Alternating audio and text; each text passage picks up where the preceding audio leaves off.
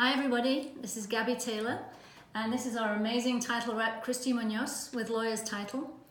And today we're going to ask her a few questions because we get asked so many questions by buyers and sellers alike. What is title insurance? So Kristi, tell us why it's important for sellers and what it really means. Well, to make it as simple as possible because it can be confusing. Title insurance is the transfer of property from the seller to the buyer, free and clear of liens, judgments, and encumbrances. So anything that the seller has against them must be cleared up before the buyer can take title so that they have clear title when they take possession. So really, title is in arrears. The seller's buying it for the buyer's use. Is that right? Correct. That's an easy way to understand that. So the seller does typically pay for the buyer's owner's policy. So when they actually get the policy, they know that that is their home and they don't have any other liens or judgments from prior owners. Perfect. Yeah.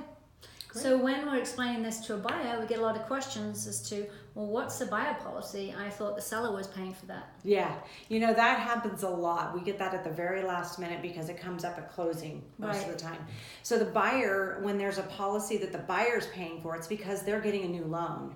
And so when the lender is coming in with money, they want to be secure that they're in first position, that there's no other loan or lien against the property. So the buyer, in good faith, provides title insurance to our lender that would be loaning them the money, saying, hey, I'm giving you, in good faith, first position on my home.